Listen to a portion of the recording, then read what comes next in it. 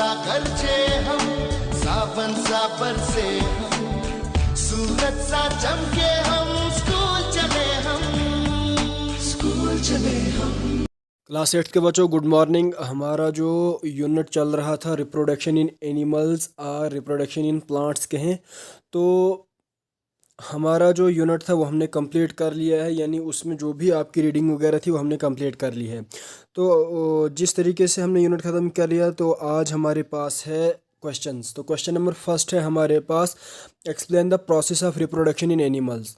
अब आपने क्या करना है कि रिप्रोडक्शन के प्रोसेस को किसी भी ऑर्गेनिज्म में एक्सप्लेन करना है कि इससे फ़ायदे क्या हैं और इसकी अहमियत क्या है एक ऑर्गेनिज्म, यानी रिप्रोडक्शन कैसे होती है और इसमें प्रोसेस कैसे चलता है। तो importance of reproduction in an organism are as follows, यानी एक ऑर्गेनिज्म में रिप्रोडक्शन की जो अहमियत है, जो इम्पॉर्टेंस है, वो ये है कि पहला पार्ट है, reproduction is term to be a biological process in which organisms give birth to their offspring. कहता है कि रिप्रोडक्शन को एक बायोलॉजिकल प्रोसेस कहा जाता है, यानी एक लाइफ प्रोसेस कहा जाता है, जिसमें एक ऑर्गेनिज्म जो है अपने, यानी फीमेल्स जो हैं वो अपने ऑफस्प्रिंग्स को जन्म देती हैं।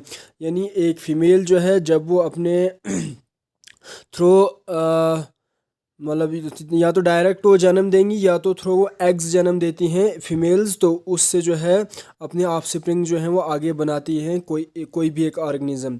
नेक्स्ट है, it helps in maintaining the continuity of a particular race. कहता है कि ये हमें मदद करता है किसी भी पर्टिकुलर रेस को, जैसे इंसानों की कोई नस्ल है तो उसको कंटिन्यू करने के लिए ये रिप्रोडक्शन जो है ये बहुत अहम है।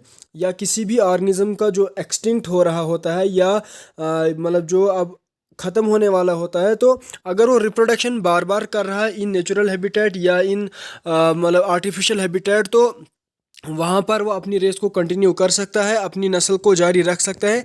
And helps in increasing the population of the species, या और वो हमें मदद करता है किसी भी पॉपुलेशन के, किसी भी आबादी की स्पीशीज़ को कंटिन्यू करने के लिए।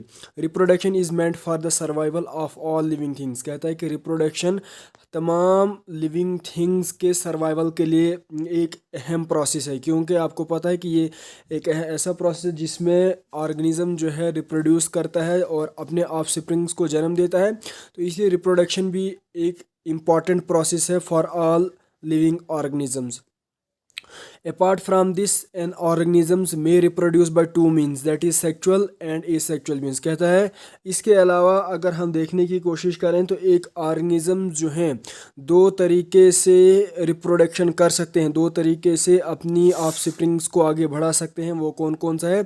सेक्चुअल एंड एसेक्चुअल मीन्स, यानी एक तो प्रोसेस आ गया सेक्चुअल का और दूसरा आ गया एसेक्चुअल मीन्स। सेक्चुअल में मेल और फीमेल गैमेट्स की इन्वॉल्वमेंट होती है, लेकिन जो एसेक्चुअल रिप्रोडक्शन है उसमें सिर्फ सिंगल पेरेंट ही इन्वॉल्व होता है, यानी उसने ही मेल भी और फीमेल गैमेट्स को इन्वॉल्व करना होता है। तो ये था हमारे पास क्वेश्चन नंबर फर्स्ट के प्रोसेस ऑफ रिप्रोडक्शन एनिमल्स तो या ऑर्गेनिजम्स। तो रिप्रोडक्शन एक इम्पॉर्टेंट प्रोसेस है in case of living beings, तो जिसकी वजह से लिविंग बींग्स जो है अपनी रेस को कंटिन्यू कर सकते हैं, क्योंकि ये ऐसा प्रोसेस है कि अगर हमारे पास रिप्रोडक्शन नहीं होगी तो हमारी नस्ल जो है वो चंद सालों में बिल्कुल ख़त्म हो जाएगी।